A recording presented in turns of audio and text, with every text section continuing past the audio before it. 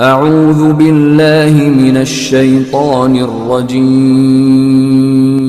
بسم الله الرحمن الرحيم.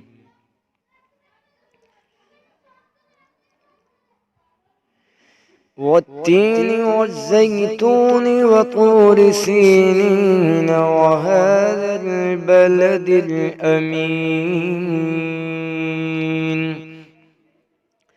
لقد خلقنا الإنسان في أحسن تقويم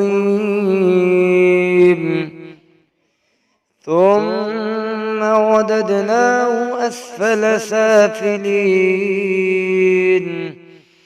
إلا الذين آمنوا وعملوا الصالحات فلهم أجر غير ممنون.